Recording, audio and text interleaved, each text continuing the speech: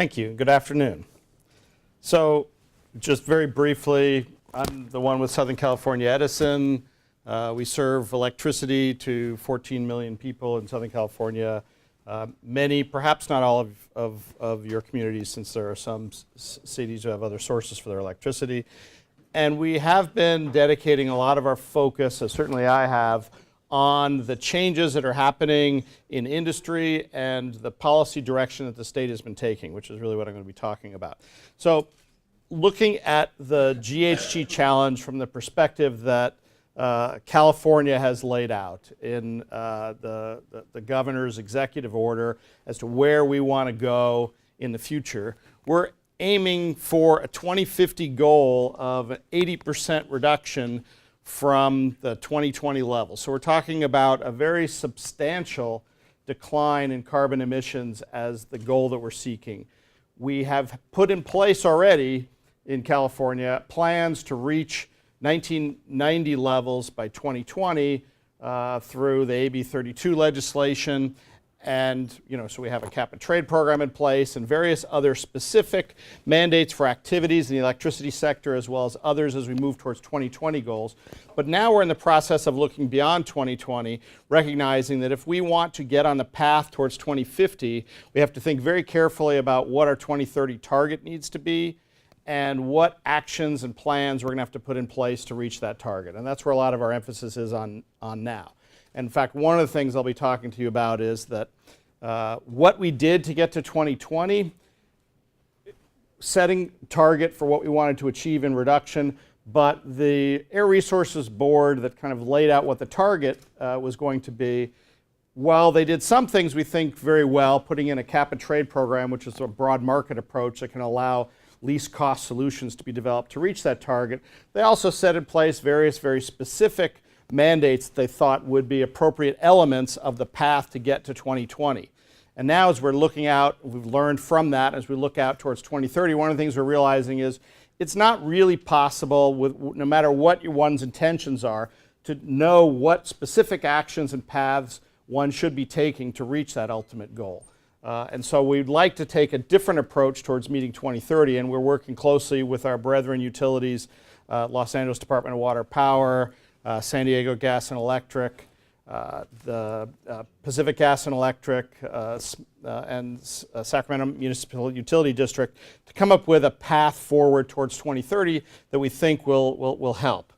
This is just a high-level vision statement from the company regarding sort of how we're looking at the future generally. I mean, we have definitely recognized that our industry is changing substantially, that our chairman has said many times that we're looking at more change in the way we deliver electricity over the next 10 years than we've seen in the last 100. We're a company that's been around for 128 years, so we've been doing this a long time, but we're seeing things are rapidly evolving from the perspective of photovoltaic generation, rooftop solar, battery energy storage, upgrades to a smarter grid that has communication with everything that's happening within its system, just fundamental change in the way our electricity is produced and delivered and the interaction with our customers. And we want to be a leader as we change in this industry. So what are we doing? Well, currently we're on a path towards 33% renewables by 2020. A lot of that is through procurement of central station renewable power, solar power, wind power.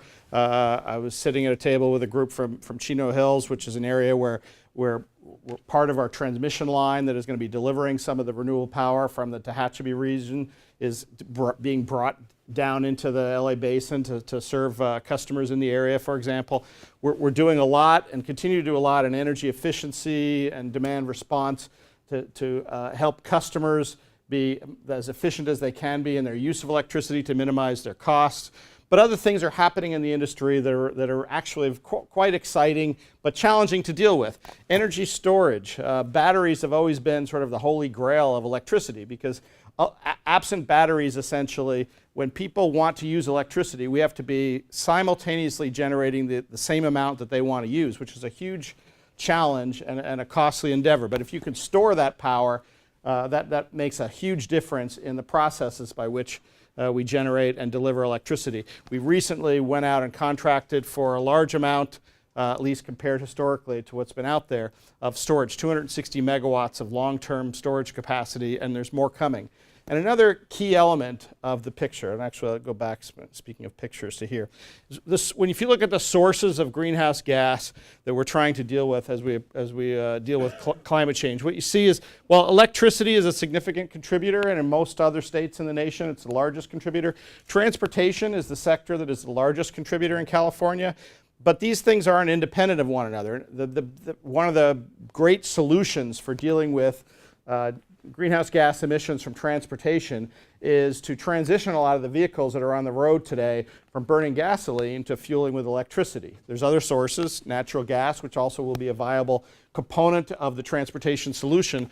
But what we can do in electricity is develop the infrastructure for more ubiquitous use of transportation electrification in our area. So we've recently filed with the Public Utilities Commission to develop, over the next 5 years, if approved, 30,000 electric charging stations for what we call long dwell charging. So this is at workplaces, at apartment buildings, places where people will be parking their cars for long durations where they could be charging electric vehicles. And having that infrastructure out there, we think, will contribute substantially to the acceleration of the adoption of electric vehicles in Southern California, which will help us substantially towards meeting our greenhouse gas reduction targets, because electricity is a lower GHG emitting fuel than internal combustion engines, and electricity is getting cleaner and cleaner over time, and so it can really be very helpful as we move forward.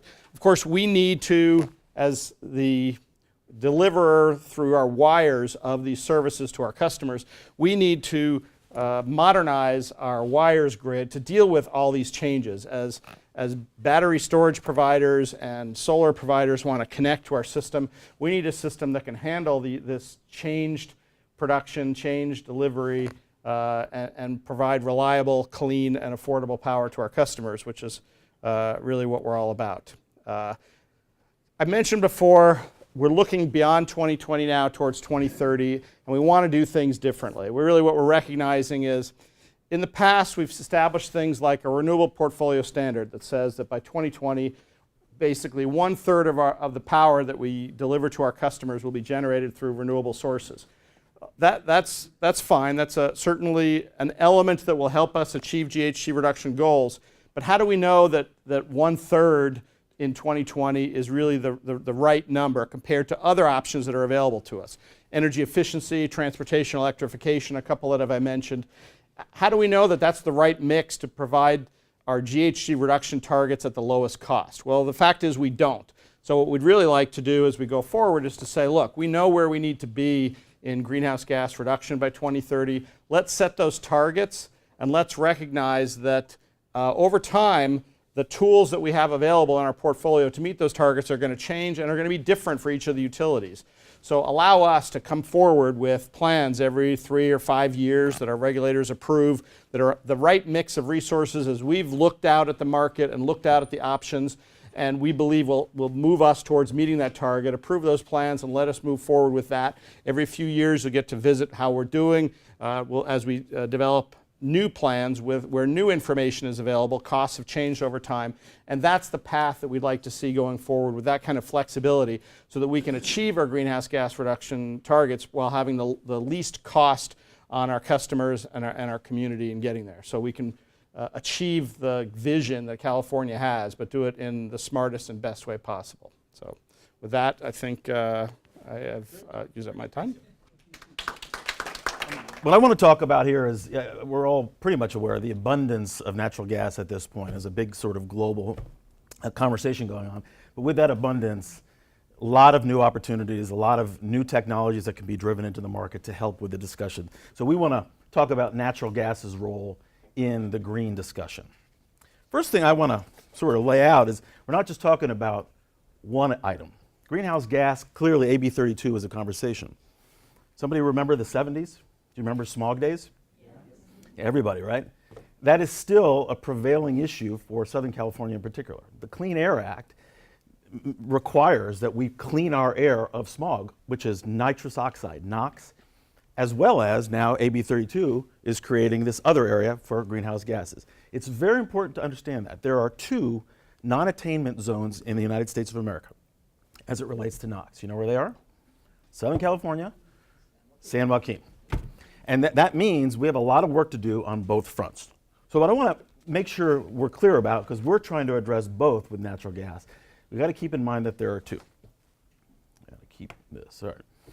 And as Gary was saying, I think the conversation usually in the state of California is about electrification. It's a very, very strong message, and in many regards, it's important. And that's the way we would go to clean up a lot of stuff, both greenhouse gas as well as NOx. However, we obviously want to broaden the conversation. So what I want to talk about is three particular areas. One, we call, you used the phrase, Gary, we call it a transportation pathway. I want to talk about natural gas's role in that. The second is decarbonizing electricity. How do we get the carbon out of electricity? We actually believe that natural gas has a role, a strong role in that. And then third, this is the one that's really kind of neat, a little bit more, ooh, that's kind of cool. Decarbonizing the pipeline. How do we get the carbon out of the pipeline, in essence? Okay, so the old saw is, why do you rob banks? Because that's where the money is, right? So as Gary pointed out, the largest contributor to both greenhouse gas and to NOx, smog, is transportation. Let me get my number here. 80 to 90% is produced of the NOx is produced in the transportation sector. About 40% is produced, the greenhouse gas, from this sector. We believe there's a big role for natural gas in this area. In particular, natural gas engines are much cleaner. And again, I don't want to make this sound like a commercial. This is what we're trying to make the discussion is in certain areas. Right now, we can have an impact with natural gas. Whereas, for example, in the electric industry, for passenger vehicles, very solid for electricity. It's a very good market. But right now, heavy duty, long haul, marine, all of that stuff doesn't have the technology on the electric side, but we certainly have the technology on the natural gas side to get diesel out of the market. And frankly, diesel knows this, which is great because now they're incented to try and get more efficient. We're all moving in that direction. But on the transportation side, in addition to the stuff on the bottom, which we don't have to talk about, but that's stationary sources and all the other stuff, in this area, heavy duty, buses, rail, marine, natural gas has a solid play there. I'll talk a little bit about what it's going to take to get there in a second. Second item. Ooh, that was a cool little, I didn't know I had an animation. Okay. Decarbonizing electricity. There are lots of different ways to talk about, but here are three in particular. There are turbines now that can not only use natural gas to produce energy, but can capture the carbon. Now, what do we do with the carbon? I'm going to talk about a real neat idea later, but there's a common thing called carbon sequestration. We can put it in the ground. We have to do it carefully. But a technology like that can allow you to use natural gas, burn it, produce electricity, and capture the carbon. Secondly, what's the biggest problem if you don't have the storage, if you don't have the battery, with wind and solar? What's the big problem? Timing. No sun, solar doesn't work. No wind, wind doesn't work. Or it's producing it when we don't need it. So there's sort of what we call intermittency. With natural gas, you can use a turbine to sort of level out the flow, because when you go to the wall and flip the switch, you want electricity, right? Anybody lived in a third world country before? Or not just third world, actually a lot of European countries are like this. Sometimes they tell you, you're going to get electricity from 2 to 9 and that's it. Or sometimes they don't tell you. Okay, I guess we're going by candle tonight, right? Whatever. But the whole issue is managing the resource. We are so blessed. You go to that wall and it goes on, and when we're out for a day in electricity, it's crazy, right? So we want to make sure that the move towards the policy goals is also going to allow for people to be comfortable with the electricity. And third, let me just talk quickly about, Dan, you mentioned distributed generation. Everybody talks about solar rooftop, right? Solar panels on your roof.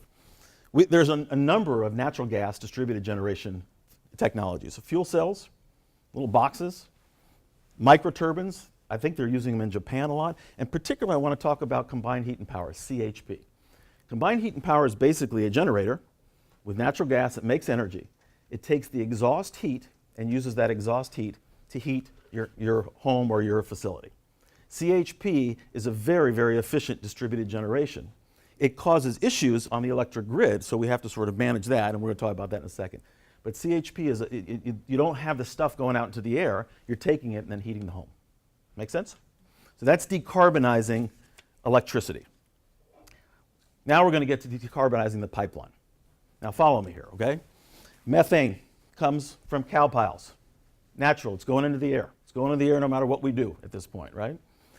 If you have a way to capture that methane and treat it, because there's a whole issue of burn rates and how well it burns, but you can condition it and put it into our pipeline, you've reduced the amount that you have to pull out of the ground. And that's not a fossil fuel, right?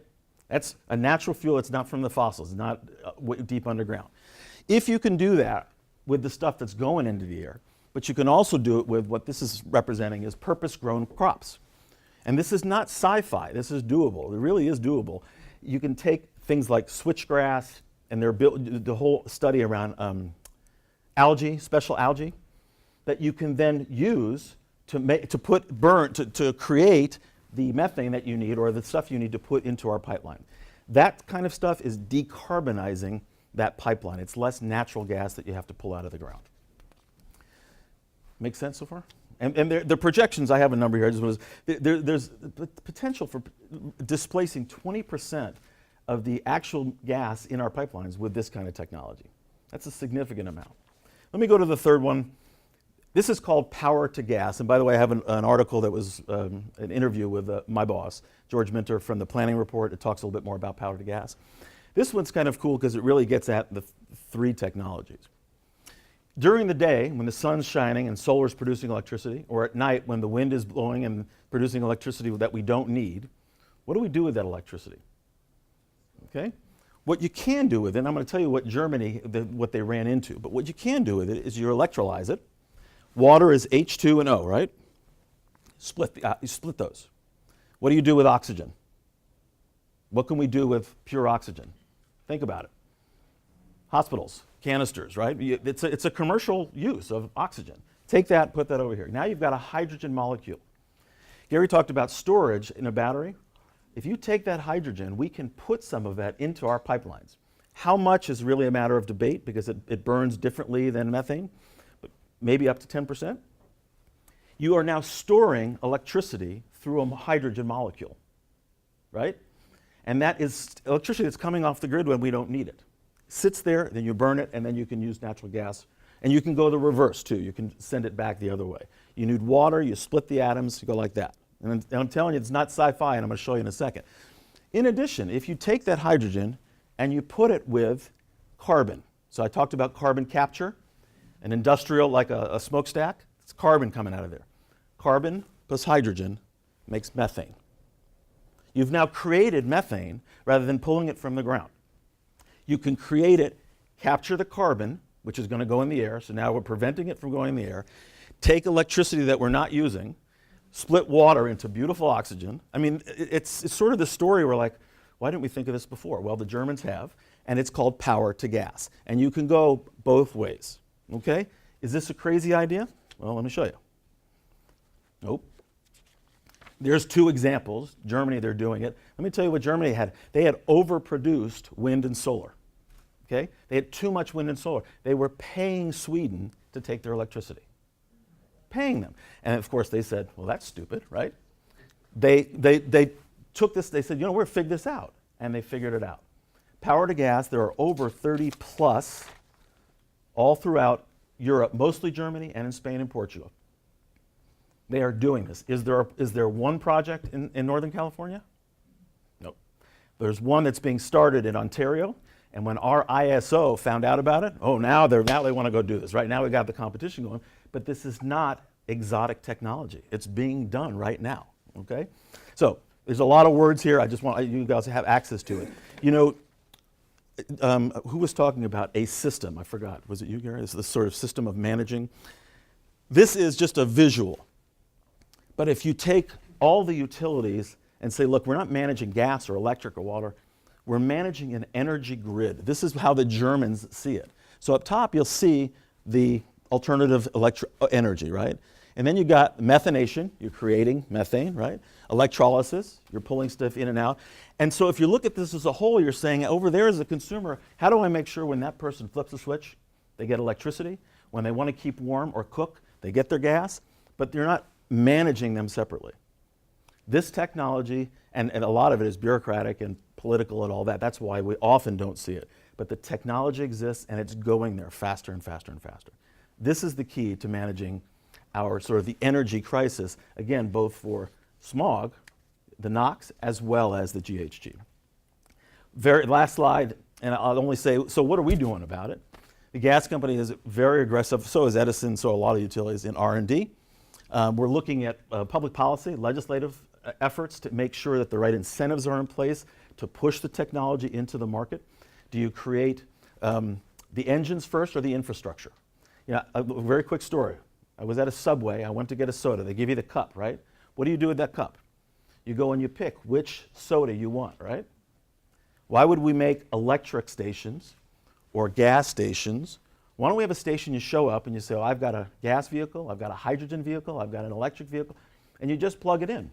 That's the way to build the infrastructure. The infrastructure should make it so that all technologies can be used, unless you're going to say, stop, everybody has an electric car, which we're not going to do, right? So you've got to transition, but you don't want to build infrastructure that doesn't serve a broader population, right?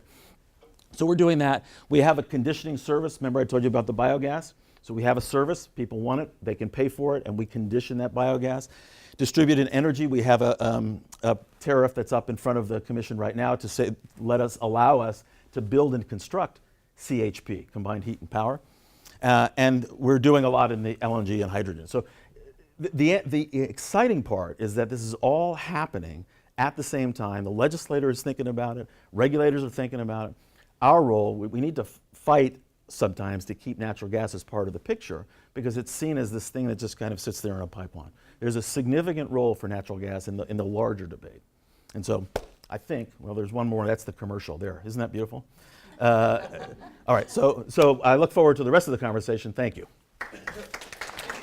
So good afternoon, and I'm Grace Chen with the Metropolitan Water District, and I will just give you how we are incorporating climate change into water utility. And I say that as an example because all utilities are doing it slightly differently, and we are one of those. That's who we are.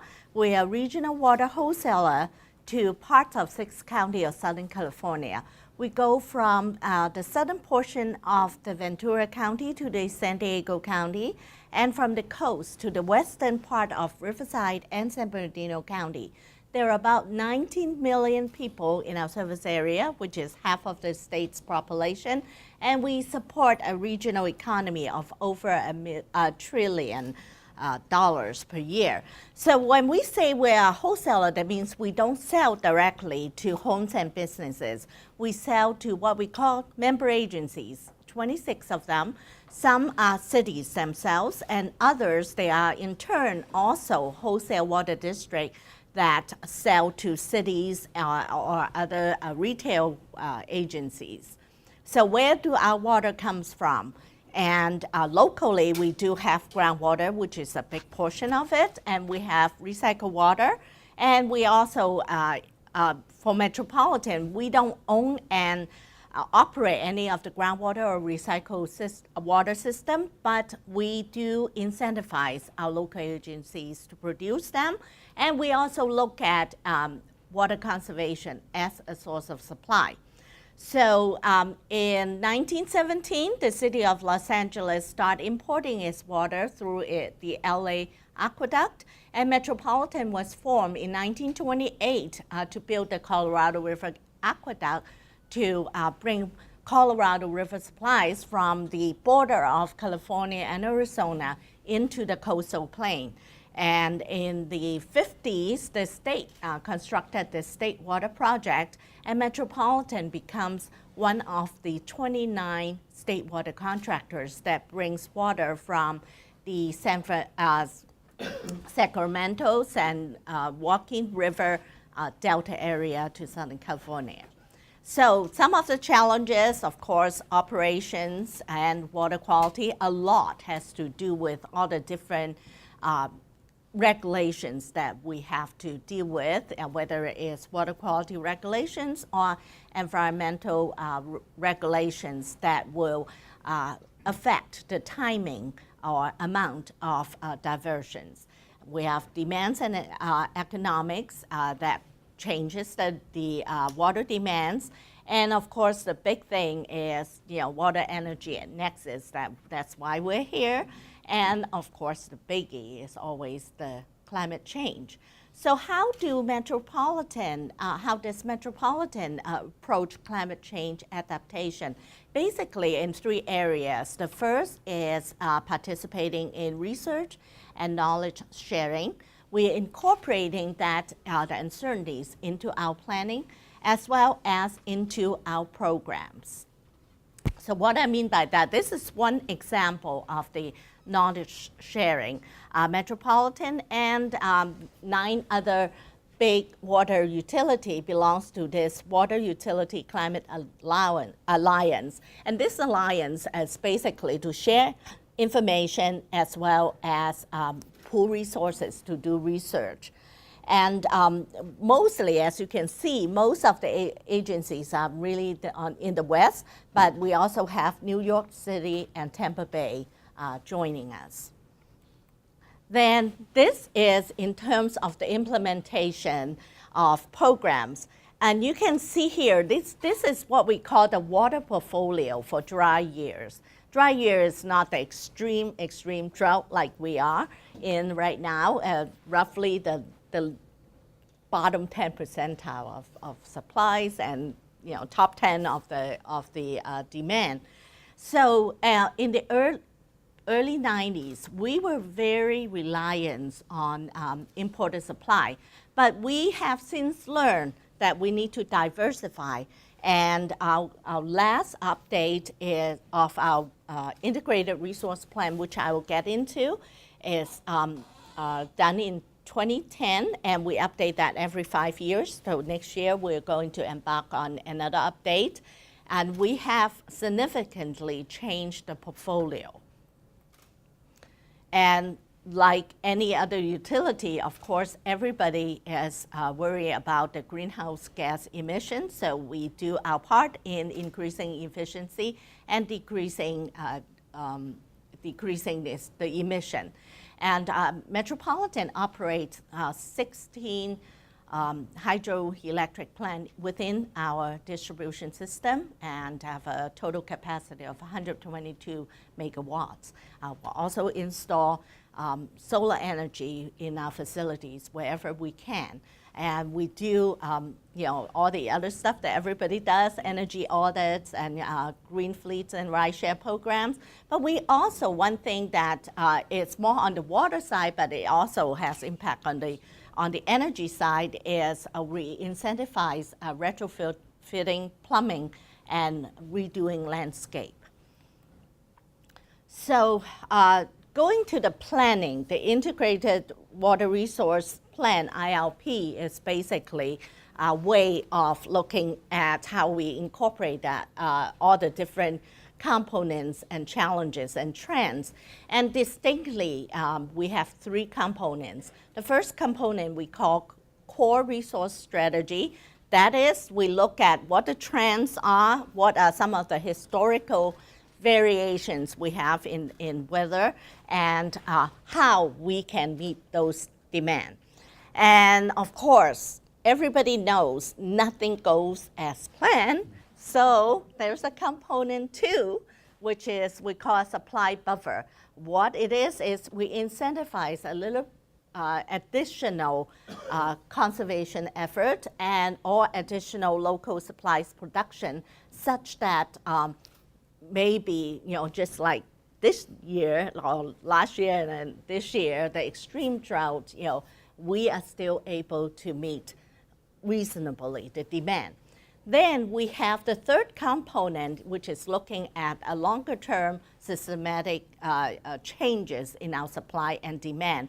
We call the foundational actions. And this is basically foundational actions funding technical studies and pilot projects so that we learn about the technology or areas that we can for future production of water resources, so that if we don't start now, 20 years from now we still don't know how to do it. So that's what foundational action is all about. Then the more technical side is how do we incorporate the uncertainties in. So we use the robust decision-making approach, which is developed by RAND Corporation, and some people describe it as a scenario discovery approach, and I will show you graphically what it means. So basically, when we look at historically all the trends that are happening, the forecast already has a range because of the variations that comes naturally. So when you do LDM, you are basically putting in all the different types of uncertainty and greatly increase your range. So, so you use computer modeling to look at the different components that go into your both supply and demand, and then you can see all the different factors that could affect each of the components. And with that, basically, this is just a chart showing how many different types of scenario ranges we use for each of the components. And with that, we get over 10,600 outcomes that we examine. And a quick summary is, well, actually, our IRP, or the portfolio, you see the pie, we do fairly well when one thing goes wrong. But when you have two or more goes wrong, it's not so great. So we have to monitor, and here are the key ones. Well, what's going to happen with the delta? Whether there is going to be more restriction, or we can actually do ecosystem restoration so that there will be a healthier delta that can afford us with water supply reliability and better water quality. Climate change, we all know that's an evolving science. And then what's happening with demographics? It's that, of course, the plan a lot of you know about in local governments, we do desire more mixed-use types of development, or in terms of water, if you are developing in the not so hot area, the water demand is lower, but if a lot of the development is in the inland areas, water demand will be higher, as well as a great unknown. Groundwater right now actually supplies about a third of the area's needs. So what's going to happen with groundwater with climate change? That will be a big factor that we have to monitor. So final thoughts, we believe that this is a regional approach, not one cities or one county or one water district. It has to be a broad look at this, and this goes into the resource diversity that we have been developing, and it is a shared responsibility because each city, county, water district, they have their own supplies and sources. And also the ongoing planning and smart investments, as well as pursuing environmental friendly imported supply would be important to go into the future. So that basically finishes my presentation. Thank you. This is time for questions and answers, and we only have them for a few more minutes in this panel, so I want to give everybody a chance to respond or question our panelists. So let's just start with that right off the top. Sure, the question is about gas and methane, and in terms of decarbonizing or the strategies they're using, is it going to be releasing methane into the air? She asked specifically about the leakage. The leakage, yes. And there are various levels of leakage across systems across the United States. You hear about old ones, new ones, different technologies, different materials you use. And so for Southern California gas, there are constantly leaks in the system, but it's a very, very tight system. comparatively across the country. And so there's a whole protocol about how we fix leaks, when we fix leaks, how long it takes to fix them, et cetera. Certainly the issue in San Bruno has accelerated this issue. It's front and center both here in California and nationwide. So there's a big effort. We're spending hundreds of millions of dollars to increase the tightness of the pipes. I should say too, what's really interesting, and we just worked a piece of legislation this past session, SB 1371, which brought greenhouse gas into the leakage issue. Because usually leakage is about safety, right? We want to close the borders, right? We want to make sure stuff's not leaving. But we now are talking about it in terms of that, and what the real trick is, folks wanted us to fix the big leaks versus the little leaks. Unfortunately, you can't get at their big leaks or little leaks, and what we fix is by safety. The first protocol has to be safety, so if a leak is near population or it's expanding, and we can tell that, we'll fix that immediately. The next level is sort of if it's in an area that's not highly populated and it doesn't seem to be dangerous at all, it'll be put on a schedule to fix. And then the third is even more sort of maintenance. But the key is that now GHG, the whole green part, is coming into the debate.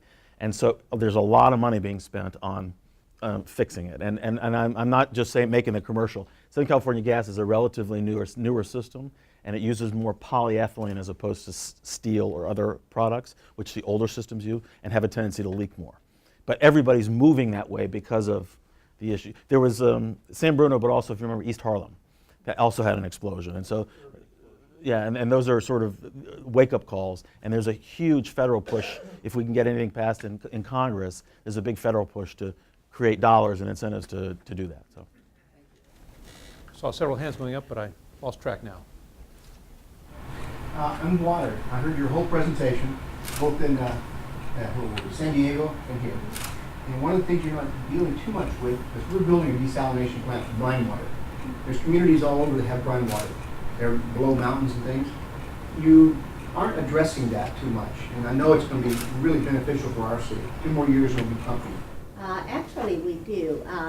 We do have a program called Local Resources Program that our member agencies, and then, of course, through them, the sub-agencies or cities can do get incentives from Metropolitan to do, that's what we call the Local Resource Program, groundwater recovery.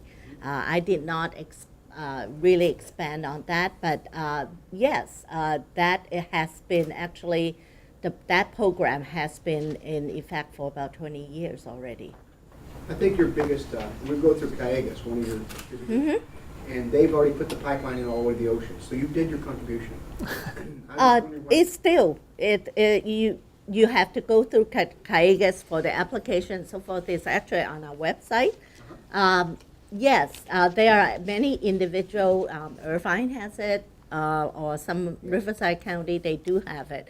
So, yeah, you're talking about desalting brackish groundwater, right? Yes, we got billions of gallons. Who's the we? What city are you talking about? Amarillo. Okay. Yeah, and it is part of that program.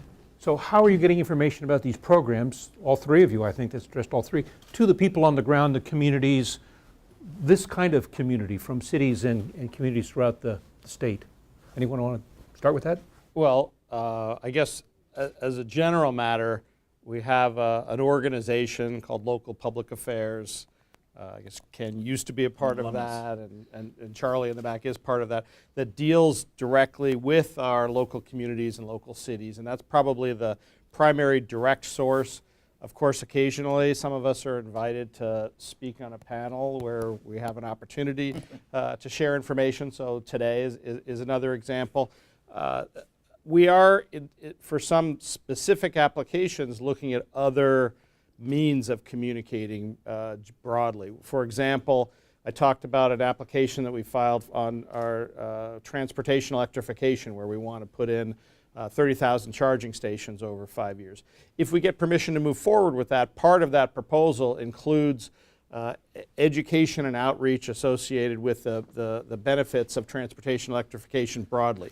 So it isn't necessarily education specific to our charging stations, but rather trying to get the word out about the benefits of using electric vehicles.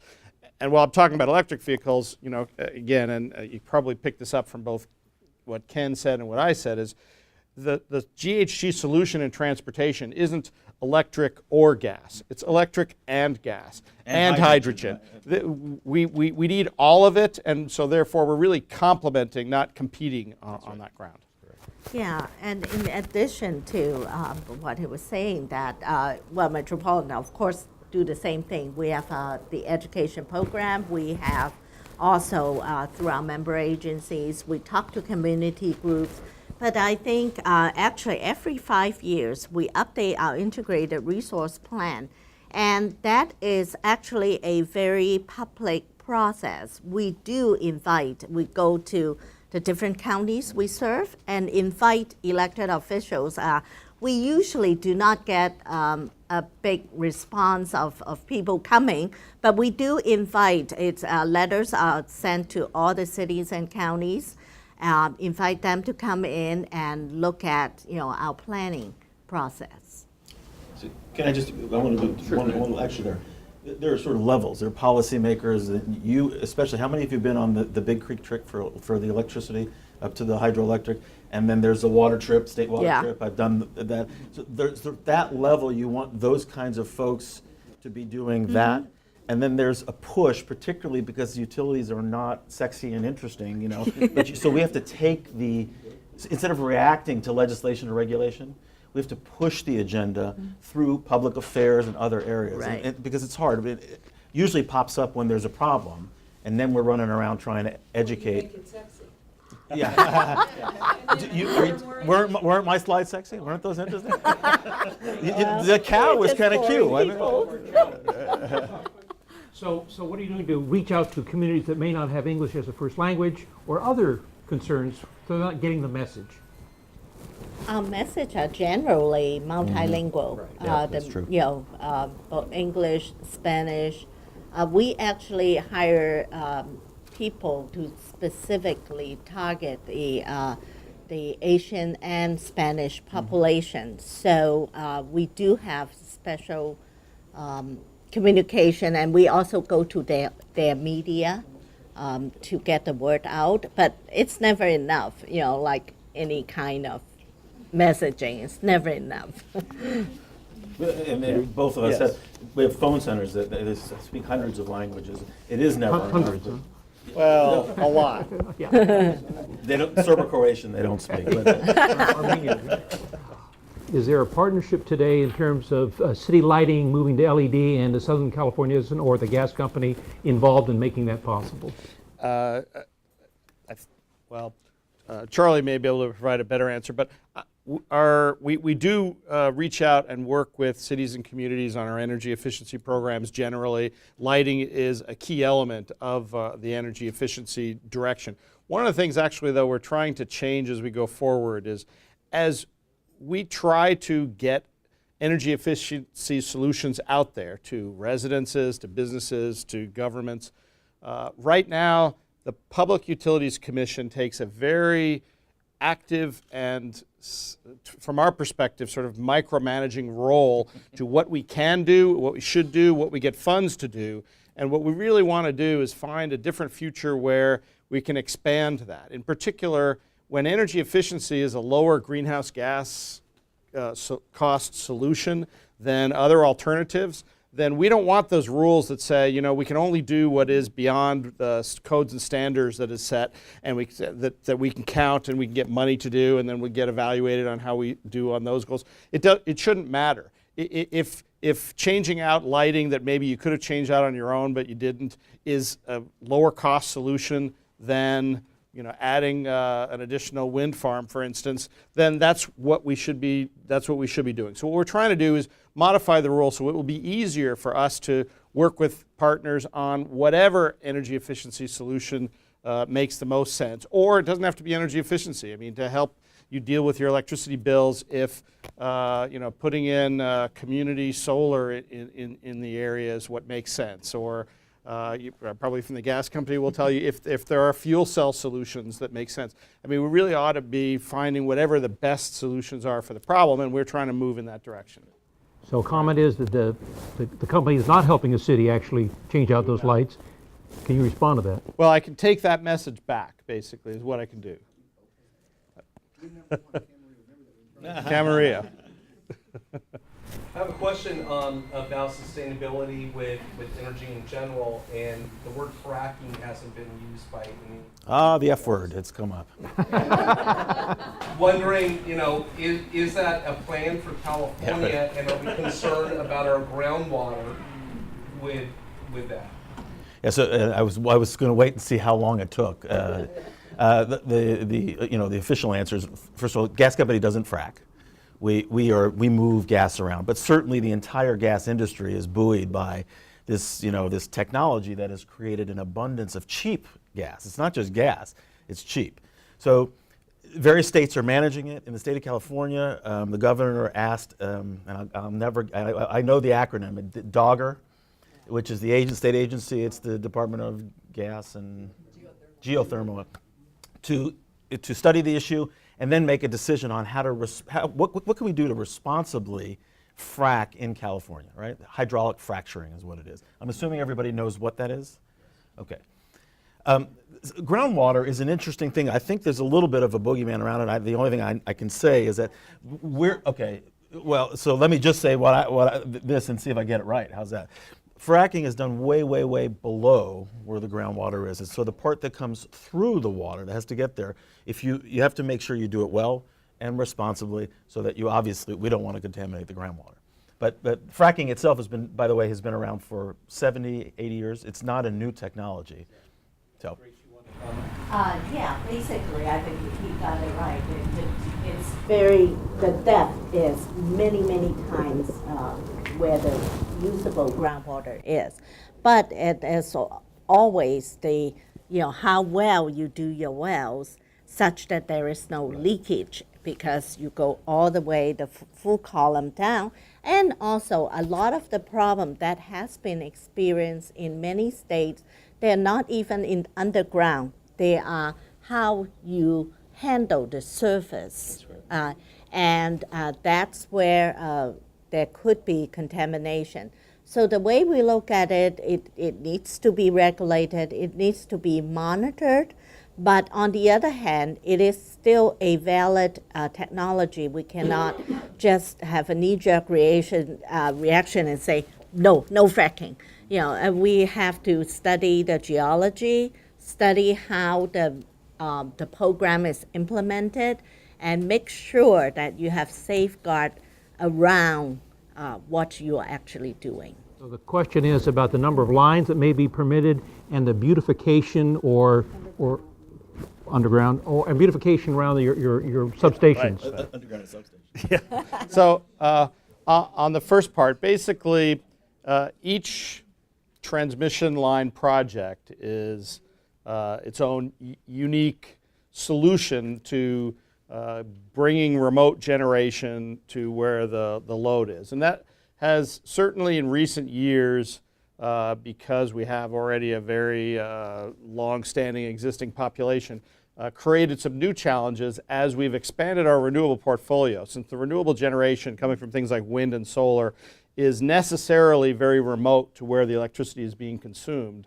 that expansion does require the addition of transmission lines to bring that power in. So it isn't that there's a regulation associated with any individual city and how many there can be, but rather every individual line goes through a whole series of permitting and environmental reviews and determinations of what the best path is, including aesthetics and all that, as we move forward. That's why it actually takes 7 to 10 or longer years to go from determining that we want to build a transmission line to actually being able to put one in service. It's a very long process because it is so challenging.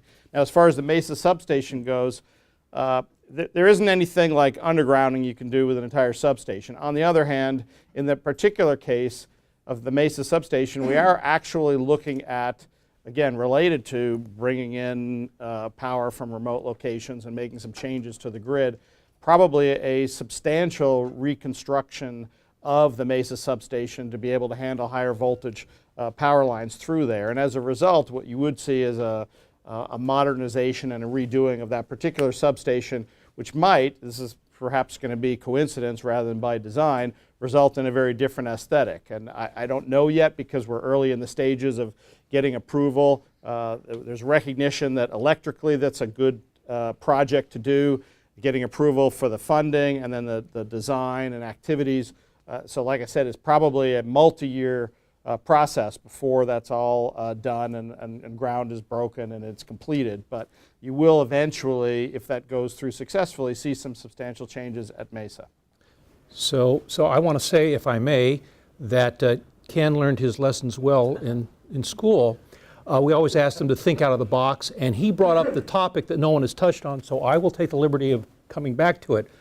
So if we're going to have an energy system rather than gas, electric, water, are we going to have an integrated management structure for that? Yeah, are we?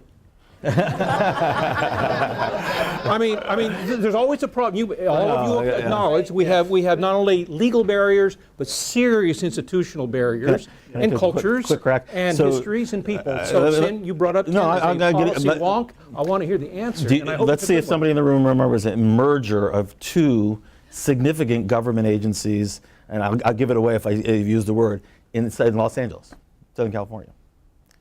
Transportation. LACTC and RTD about 20 some odd years ago. It was a monster. Yes. You now have an MTA, right, that manages it. So I think, if I. We don't have to go there. No, I believe that if you do manage it that way, you ought to have some sort of integrated. That's what I meant. Yeah, now what it will probably look like at first is we'll have an inter-utility team, which we have lots of anyways. We have it. There are more and more Yeah. energy, water, nexus activities occurring. So in that sense, yes. I mean, although it's been 25 years, we once tried a merger with San Diego Gas and Electric and the gas company. Well, actually, it was San Diego Gas and Electric at the time. So we would have taken on gas, and these guys are both gas and electric in different parts of Southern California. That merger was denied from the regulatory process in part because there was concern about the large monopoly environment. So the idea of combining electric, water, and gas into some megastructure, it certainly has some potential efficiencies associated with it, but there would undoubtedly be tremendous concerns over too much, not to use the term inappropriately here, power associated with that kind of a structure. So I think cooperation and the increase of that is probably the better solution. And we're seeing actually a lot of that from our regulatory agencies themselves. 5 years ago, we used to complain pretty regularly about that we were getting water regulations and electricity regulations and environmental regulations that were in directly conflict with one another because the agencies weren't working together and we couldn't solve one without going afoul of the other. Now we see that the agencies regularly get together and communicate and cooperate. That's the kind of thing we need to see broadly more of in the future, and I think that's probably the better path forward for us. And on the use efficiency side, actually Metropolitan already actually partnered with both Edison and gas, to promote water and energy use efficiency. Wait, we're regulated by one agency. That's right. Right, and Well, so we are not. no, not you. Many No, but I mean, but PUC governs all of it, so you sort of kind of go, well, what, so there's a whole mess of stuff, but it should, on its face, it should happen. I'd like to have everyone join me in thanking Grace and Gary and Ken